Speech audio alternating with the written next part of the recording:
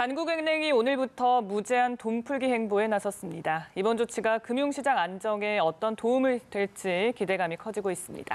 네, 이런 가운데서 이스타항공이 직원 절반에 대한 구조조정을 검토하는 등 코로나19 여파가 고용시장에 점점 영향을 미치고 있습니다. 관련 내용 김대호의 경제읽기, 김대호 박사 살펴보겠습니다. 안녕하십니까? 네, 어서 오세요. 네.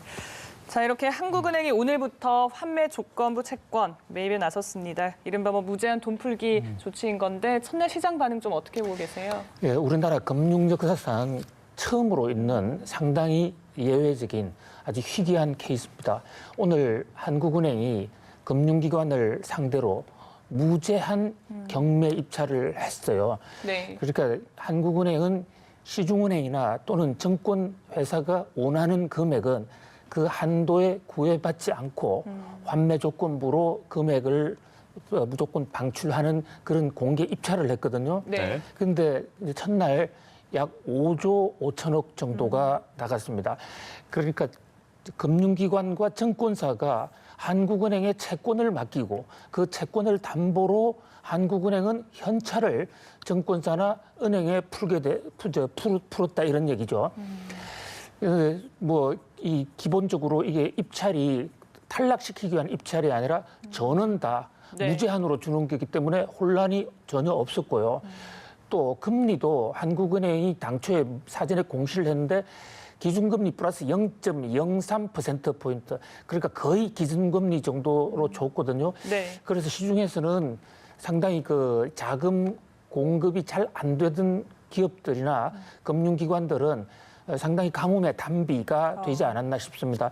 그래서 아침에 뉴욕발 그 주가 하락, 뉴욕 증시의 그 급격한 하락 때문에 우리나라 증시도 아침에 상당히 큰 폭의 하락세를 보였습니다만은 그 한국은행의 무제한 방출 이후에 지금은 플러스로 지금 돌아선 상태죠. 네. 예, 한은의 이러한 제한 없는 유동성 공급 또 금융시장 안전 대책들이 속속 시행에 들어간 건데요. 문제는 효과일 것 같습니다. 어떻게 좀 전망하십니까?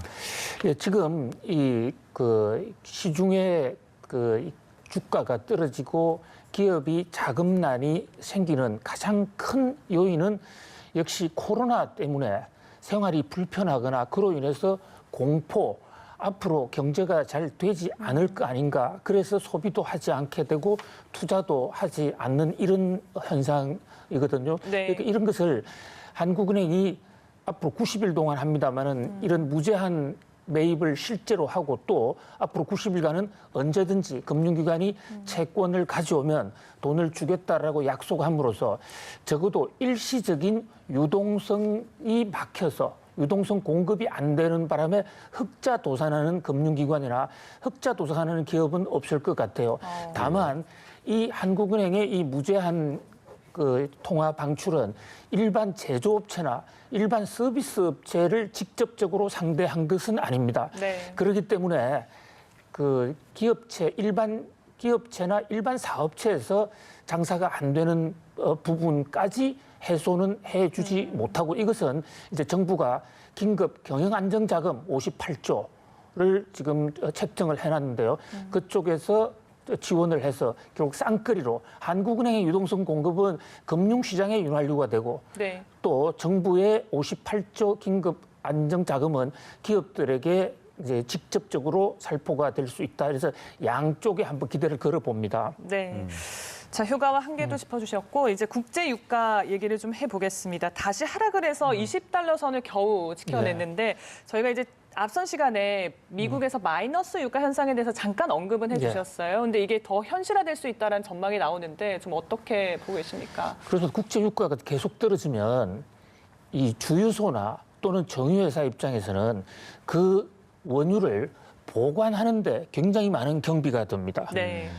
그러니까 그것을 저유소에 넣어놓고 있으면 임대료, 땅값, 관리비 이런 게 나가니까 아예 그럴 바에야 공짜로 가져가라. 공짜로도 가지 않으니까 내가 석유를 당신이 가져가면 내가 거기에 대한 비용을 주겠다. 이래서 지금 미국 일각에서는 네. 마이너스 유가가 현실화되어 있어요. 예. 지역에 따라서는 다릅니다만. 네. 그러나 이제 전체 평균 유가는 WTI라는 미국의 그 기본 유종 서부 텍사스산입니다. 저게 지금 막 배럴당 20달러를 조금 넘어 있는 상태예요. 그런데 뭐 당초에 저게 10달러대로 폭락을 했고 그리고 더 이상 하락할 것이라는 그런 우려가 컸었는데 특히 3월 31일부로 산유국들의 이 감산 합의가 이제 만료가 됐기 때문에 네. 4월 1일부터는 누구든지 산유국들도 원유를 마구마구 생산해 낼 수가 있는 그런 상황입니다. 그렇게 되면 대폭락할 것이다라는 전망이 일각에서는 상당히 걱정스러운 상태로 그런 지배적인 전망이 나왔습니다만은 네. 예. 그러나 막상 까보고 나니까 오픈을 해보고 나니까 4월 1일 이후에 주가 하락폭이 별로 그렇게 크지는 않아요. 상당히 다양한 일이고요. 네. 그리고 하루 전 그리고 오늘 아침 새벽까지만 하더라도 국제유가는 조금 오르기도 했습니다. 네. 좀 변수로 작용할 수 있는 것이 또 러시아에서는 원유를 증산하지 않겠다고 밝혔습니다. 네. 이것도 좀 작용이 될까요? 그렇습니다. 바로 지금 지적해 주신 그게 지난 밤 사이에 세계 경제에 있었던 가장 큰 변수, 가장 주목할 만한 대목인데요. 아시다시피 지금 사우디하고 러시아가 본격적으로 싸우지 않습니까? 네. 그래서 감산 합의를 못한 거거든요. 그래서 사우디도 정산을 하겠다. 러시아도 정산을 하겠다. 세계 최대의 이 산유국 둘이가 동시에 정산을 하면 세계 원유 시장은 공급이 많이 늘어나기 때문에 갑자기 국제 유가는 떨어질 수밖에 없는 그런 구조적 요인을 갖고 있어요. 예. 그런데 참 다행히도 러시아가 약 12시간 전에 러시아 타스, 국영 타스 통신을 통해서 러시아는 추가로 정산을 할 생각이 없다. 이렇게 공식적으로 발표를 했어요. 에너지부 장관 또 러시아의 그 프롬이라는 러시아 에너지 회사 간부들이 잇따라서 러시아 발로는 더 이상 정산하지 않겠다. 이 대목이 굉장히 중요한 게요. 네. 지금 러시아하고 사우디가 치킨 게임이라는 걸 해왔거든요. 치킨 게임이라는 게 열차 앞에서 서로 누가 열차가 다가올 때 누가 담이 세냐, 누가 끝까지 죽음을 무릅쓰고 뒤늦게 도망가느냐, 그에서 승자가 결정되는 건데 바로 지금 러시아와 사우디가 누가 정산을 하느냐. 그 세계 경제가 아무리 어렵더라도 우리는 정산을 해서 상대방의 코를 납작하게 해주겠다 이렇게 경쟁을 했었는데 러시아가 그 치킨 게임에서 먼저 내려와 버린 겁니다. 우리는 더 이상 정산하지 않겠다. 자, 그 대목은 러시아가 정산하지 않음으로 인해서 원유 공급량이 크게 늘어나지 않았어. 유가에 영향을 안 미치는 것도 있지만 이것은 사우디를 향해서 굉장히 화해의 신호죠. 자, 우리 사우디하고 러시아 세계 경제를 이렇게 담보로 잡히지 말고 같이 한번 협상을 해보자. 아시다시피 트럼프 대통령이 지금 러시아의 푸틴 대통령이나 사우디의 살만 왕에게 여러 차례 정산을 하지 말라고 당부하지 않았습니까? 네. 그래서 일단은 4월 1일부터 일어날 수도 있었던 국제유가 대란은 아직까지는 일어나고 있지 않다. 그리고 잘하면 어떤 러시아와 사우디 간의 대타협의 실마리도 가질 수 있겠다. 좀 기대를 해봅니다. 네, 코로나19의 유가 전쟁까지 겹쳐서 악재가 계속 겹쳤는데 그래도 다행스러운 소식이다. 그렇습니다. 네, 이렇게 볼 수 있을 것 같습니다. 자, 이제 코로나19로 인한 고용 대란도 가시화되고 있어서 좀 짚어보도록 하겠습니다. 이스탄공이 이제 직원의 절반가량을 구조조정하는 걸 검토하고 있다라고 밝히지 않았습니까? 그래서 이제 항공사에서 대규모 정리해고가 이뤄지는 게 이번이 처음이어서 좀 주목을 해야 될 것 같습니다.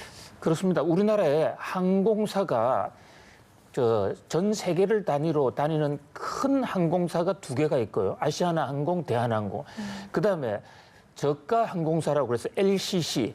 그게 최근에 하나 더 생겨서 7개로 늘어 있습니다. 총 9개의 항공사가 있는데요. 네. 우리나라 이제 항공사는 계속 증가의 일로를 걸어왔었어요. 우리나라 무역도 커지고 사람의 해외여행, 국제 교류가 커졌기 때문입니다. 그런데 오늘 드디어 한국 항공사에서 처음으로 네. 이스타항공이라는 항공사가 직원을 50%나 줄이는 눈물의 정리해고를 단행을 합니다. 참 안타까운 소식인데요. 네. 지금 코로나 때문에 가장 직격탄을 받는 것이 바로 이 항공사입니다. 사람들이 국제 간의 여행을 할 수가 없게 돼 있지 않습니까? 네. 그러다 보니까 비행기가 뜰 수가 없고 비행기가 떠도 적자인 상황에서 항공사의 적자가 눈덩이처럼 불어나는데 그중에서도 이스타 항공은 우리나라 9개 항공사 중에서 그동안에 사실 경영 상태가 가장 안 좋았죠. 그래서 제주항공하고 지금 인수 합병 절차를 밟고 있습니다. 곧 제주항공이 이스타항공을 인수하게 될 텐데요. 이스타항공 입장에서는 그때까지도 견디기가 어렵다.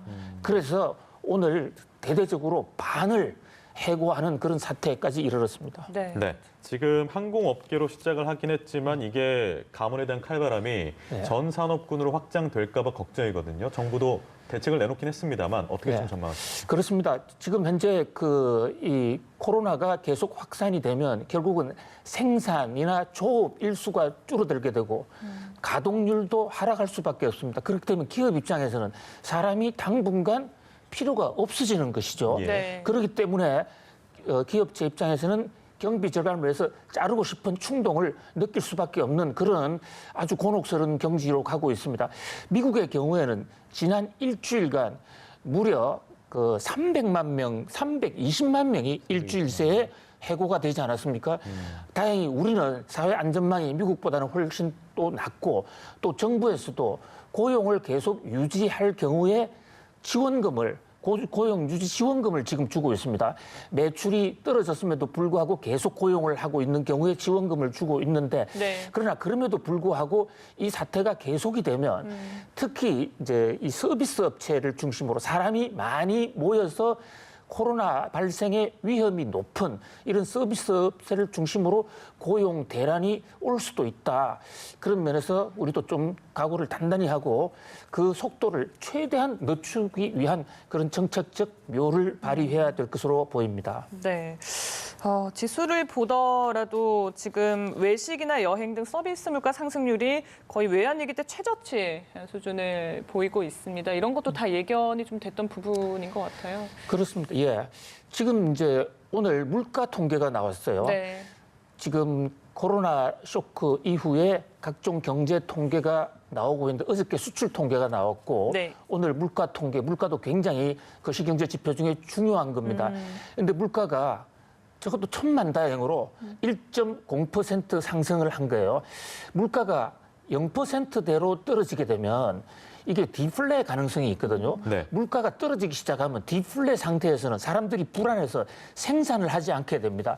그래서 경제학자들은 인플레보다도 사실 디플레의 공포가 D의 공포라고 해서 이게 더 무섭다. 네. 1929년에 미국이 대공황 당시에 밥을 못 먹어서 죽어갔던 사람들이 엄청난 숫자 수백만 명이었는데요. 그것도 디플레 때문에 생겼거든요.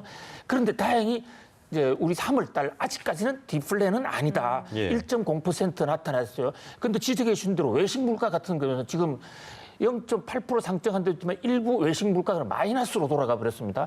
바깥에 나가서 외출해서 여러 명이 모여서 하는 그런 서비스 같은 것은 지금 거의 되지가 않고 있어요. 그렇죠. 단체 여행비 마이너스 6% 하락, 오락 문화 1.3% 하락, 콘도 사용료 3.1% 하락했습니다. 그러나 그럼에도 불구하고 이렇게 물가가 1%로 방어할 수 있게 된 가장 큰 요인은 농수축산물, 채소류, 돼지, 달걀 이런 부분에서 물가가 좀 급격히 올라갔어요. 네. 아마도 많은 사람들이 밖에 나가지 못하게 되고 외식을 못하게 되고 집에 들어 앉다 보니까 집에서 직접 채소를 가지고 농수산물 가지고 밥을 많이 해 먹은 것으로 그렇게 추정이 돼요. 그리고 또 가공식품의 경우에도 지금 1.7% 물가가 올랐는데요. 네. 이것은 전 세계적인 지금 사재기 풍조에서 한국산 통조림이라든지 한국산 라면 이런 게 수출이 지금 상당히 좀 늘어나고 있습니다. 예. 뭐 이런 요인들이 작용을 하고 있는데 이 또한 계속 장기화되면 결국은 몇 달 지나면 우리나라 물가도 0%대로 떨어질 수도 있지 않느냐. 물가에 대한 것도 선제적으로 방어적으로 좀 대책을 세워야 될 것으로 보입니다. 네, 네. 알겠습니다. 오늘도 김대호의 경제 읽기 김대호 박사였습니다. 고맙습니다. 네, 고맙습니다.